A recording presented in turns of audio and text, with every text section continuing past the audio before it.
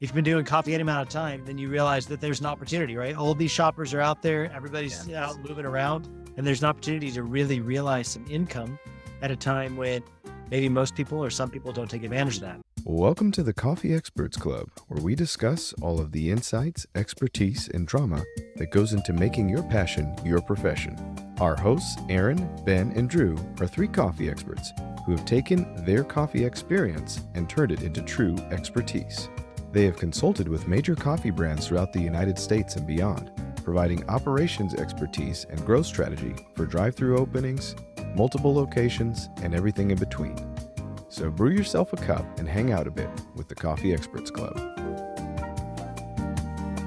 Welcome to Coffee Experts Club. We're here. It's good to see everybody. Ben Clatterbuck, excellent to see you today. And you as well, sir, and you as well. Drew Moody. I mean, the guy has no excuse, right? He's not in Belize anymore. He's back from his Coffee Experts Elite. Like what? He's just like taking naps in Tri-Cities. He's your neighbor. Knocking on his door or something. He doesn't know what to do. He's too cold now. He's like just shivering in a corner somewhere. I will say that probably is a very real thing. It's coming out of Belize where it's like cold is like 70. You know, I think that the Pacific Northwest right now is brutality. I mean, mornings here, I don't know if mornings are there, but mornings here are like 20, 25, 30. Like it's just real. Supposed to be 10 degrees, I think, tomorrow or day after tomorrow. That is mean. That's Yeah, just a high of 0. And I think you and I might need to go do a Coffee Experts Elite down in Belize. Just like, Yeah, right. so check it out. You see how things are going, you know? Oh, man. Is that guy getting fun? Oh, Ben, it's the holiday season. We're in the holidays. Happy holidays. How you doing with Christmas shopping? Well, She doesn't watch this. Don't worry. I got most of it done. Unfortunately, some of it's like, oh, sorry, it won't be here until. Right? That's the worst. I feel like such a jerk. I'm like, baby, I promise. I ordered this a month early and they're just jerking me around. Yeah, I've been saving up boxes so I can just wrap up some empty boxes. So we got something to open. No, bro, it's hard. You print stuff out. And then when she opens it, you'll be like, this is what's coming. It's going to be so great. Oh my gosh. Fun fact. So one year, way back in the early days of roasters, I had like zero money, like the poor as all get out. For Christmas, what I did is I drew everybody pictures of what I would have gotten them if I had money, and I wrapped that up. I like that. So my whole family just got hand-drawn pictures of, I would have gotten you a TV. I would have gotten you a new this or new that. And I was like, Merry Christmas. I don't have any money. Was that emo Ben days? Oh, yes. Oh, for sure. That was like scrounging for like $6 to buy a 6-pack of Pabst days. Well, I mean, that was probably because you were only getting paid tips. Yeah. Oh, man. The good old days, Ben Clatterbuck. We're going to talk holidays today on Coffee Experts Club. I'm excited to talk about that. Obviously, if you've been doing coffee any amount of time, then you realize that there's an opportunity, right? All these shoppers are out there. Everybody's out moving around. And there's an opportunity to really realize some income at a time when maybe most people or some people don't take advantage of that. And so, we're going to talk about that today, just some different ways we've done it. We've got a working example of what's going on down at Coffee de las Mayas, where Drew's coming back from Belize. They're rolling out 5 days of Christmas. I'm sure a lot of people are rolling out something pretty similar. But I think more than anything, just talking about how can we create growth patterns? How can we create sales by giving people opportunities? Because I think some people don't always think about that. We think it has to do with price.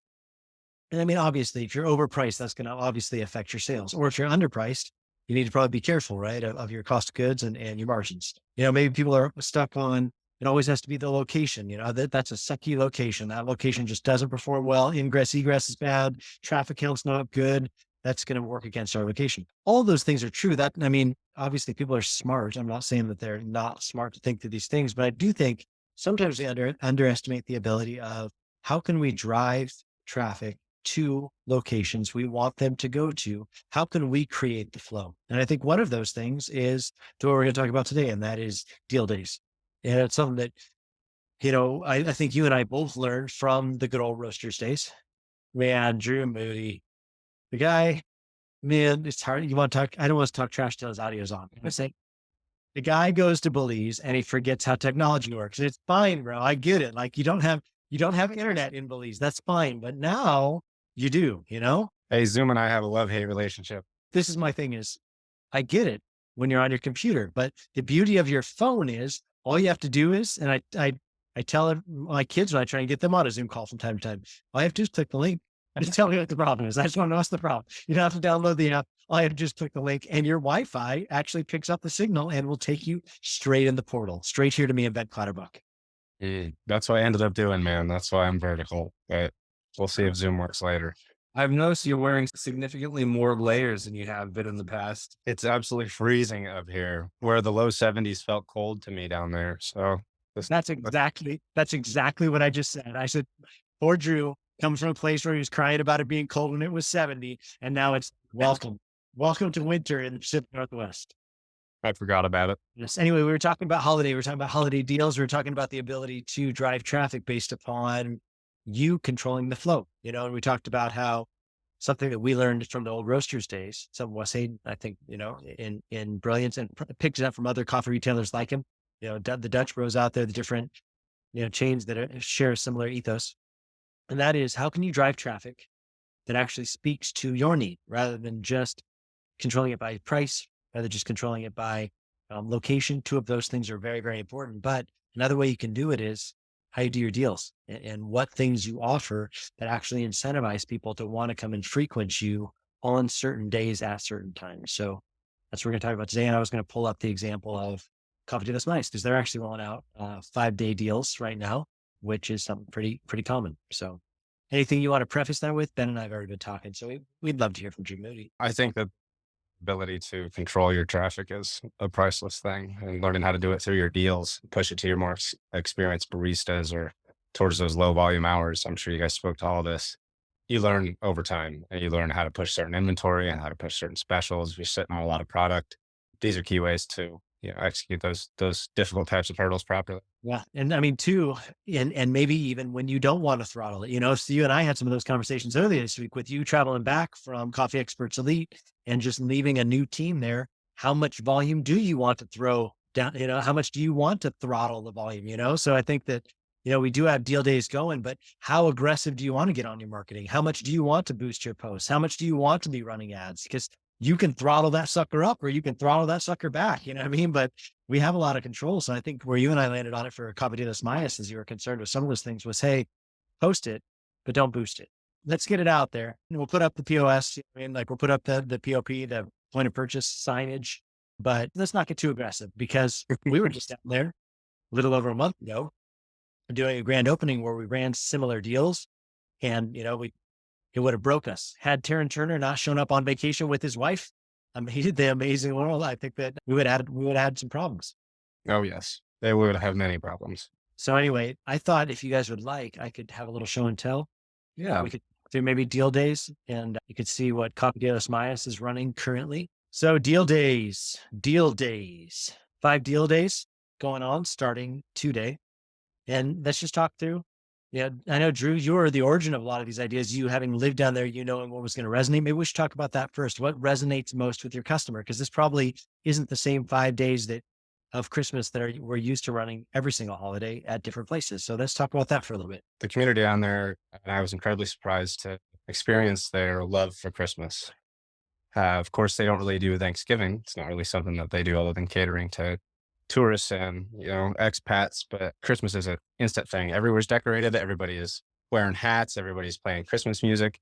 And it's not the cliche, like where you go to the bank here and the tellers don't like the Christmas music. No, it's you go to the bank and everyone's singing along to the Christmas music song. So Ben would love it. Here's what you're telling me. This is Ben's country. Yeah, it's where Ben belongs, I think. So we decided to do something fun with the logo, and we just threw a little hat on the t-shirt. The original t-shirt that we did was black. It had just the regular logo on it with their little slogan on the back. Well, because of all the baristas were requesting Christmas hats, I thought that was kind of fun. They said it's a big deal. They all want to wear them. They all want to be festive. So we just threw a little hat on it and changed the color to blue. So I thought starting off the deal days with the Christmas style t-shirt was a good way to kick off the holiday spirit and get everybody into the, spirit of giving. Because a lot of the people down there were bummed out they didn't get a t-shirt. So this was round 2, second chance to get a t-shirt. Is there a reason? And is there a reason you do a medium drink? Is there any mindset behind why we did what we did? When you buy a medium drink? Yeah. As far as free shirt with a medium instead of with a different size, is there any thought process behind like dollars we're trying to make as we're trying to be generous? Is there anything along those lines? Yeah, I think, well, a lot of the time when we would do deals like that here, we do large drinks, and the large drinks would gum up the lines because they do take a little bit longer. But obviously, the profit margin is a little bit better on the bigger drinks. So I think we size down to the medium drinks in the past, and now probably here moving forward just because of the turn time for customer orders. Smart, smart. Love that. And Ben, jump in here anywhere you want. This we're just talking through. I'm just picking on Drew because Drew was the origin of rolling these out, and then he left them behind. He's just like, I hope you guys do okay with these. I'm peacing now. So thought he could speak to it a little bit. So jump in anywhere here you want. I think probably too, some good to highlight is limited, right? Like it's not, Absolutely. this isn't just a world without end. And Ben, maybe you could speak to that because I know you are always the guy like that. You're like, hey, make sure they're clear. They only get a certain amount of these for a car. Only get like making sure you cut them off. You want to speak to that a minute? Yeah, I mean, it's something we learned real quick that no matter what it is, if it's got deal on the front end, people will show up. And especially for us up here, we learned like, especially if you do like a buy one, get one or a free this, that people show up in carloads and they bring their whole family and they bring like, hey, I want to get like 25 drinks for the office or for the restaurant or for the hospital. And you think that you're ready for that. And then somebody shows up and says in line and says, hey, I need 25 drinks. And you go, come on, man, we can't, there's 12 other people behind you. We can't do that Right. like in 2 minutes. So learning your capacity and just knowing that whatever you said as a capacity, customers will try to consistently push that. Cause they're like, "Ah, come on, okay, she's not here, but I'm just taking it home to my mom. I've got my cousins at home. It's the holidays. And so like your customers will always try to push your capacity on those deal days. Yep. So you have to be firm with them and you have to have that set. Otherwise, if you raise their expectations and you're not able to meet that, then you've just blown your whole deal day because now you've just got pissed off customers on a day that you want to be bringing people in and making them happy. You're setting them away and pissing them off, which is the exact opposite of what you want to do. So you pretty much just explained our first day at grand opening for Cafe de los Mice. So you want to talk about that a little bit for a minute? Not really. Drew says to Aaron, hey, running the register, helping them with their grand opening for the Coffee Experts Elite. I got to come down and just be there. Who doesn't want to be in Belize? Came down, help out. And he's like, bro, I think we should really limit it. And I'm like, it's going so good. And he's like, bro, we're going to have some serious problems if we don't limit it. And that's exactly what happened, right? We had to end up calling it because the line was around the building, right? And the line was getting uglier and longer and worse. And it's hot as fire. There's not a lot of shade. Everybody's standing in direct sun, waiting to get to our line. And then you have people that are ordering 10 drinks. We learned that lesson, I think, at our Southwood grand opening way back in the day. It was the third grand opening where we did free drinks and we didn't put a limit on it. And it was just those poor baristas, like at the end of a shift, you could just see that they were like ready to give up on life.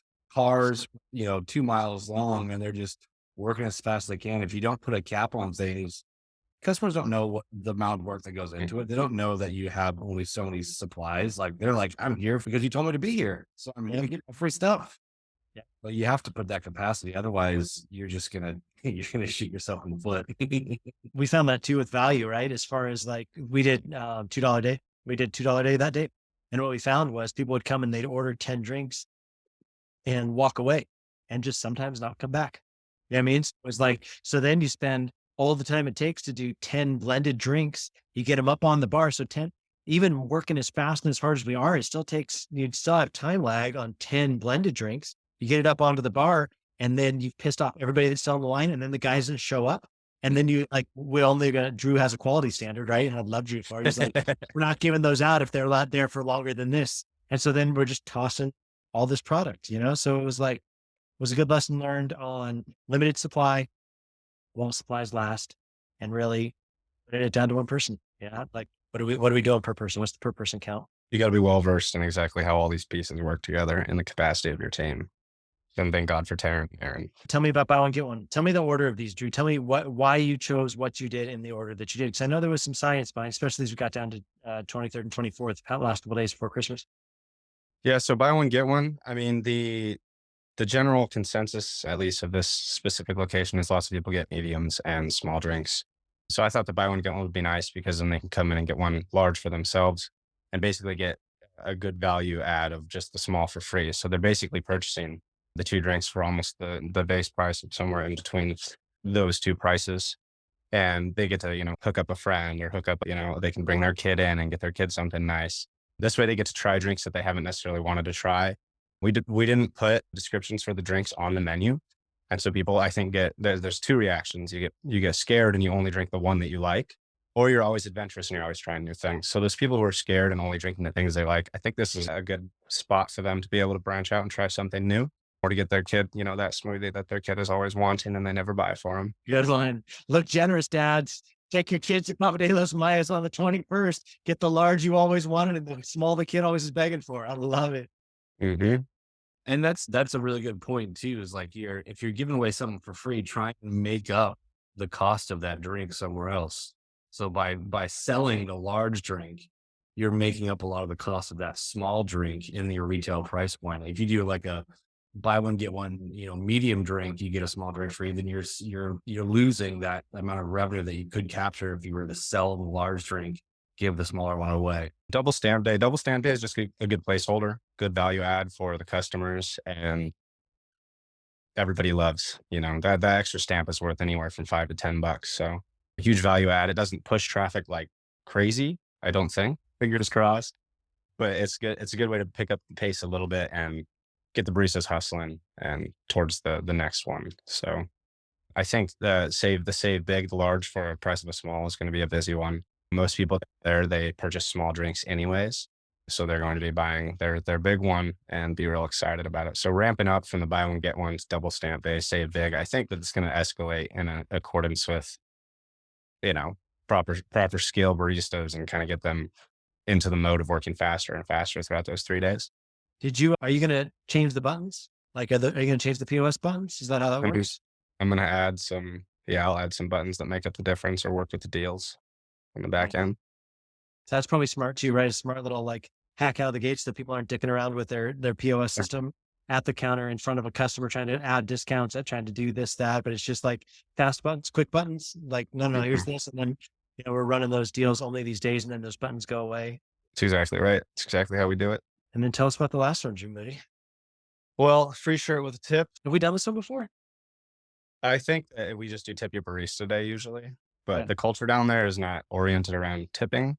It's mostly tourists. We tip like crazy, but a lot of the customer base down there is local. So this is incentive for not only the baristas to up their customer service a little bit, because, as we all know in the service industry, the higher level you serve at, the better your tips will be and the more appreciation it rolls in.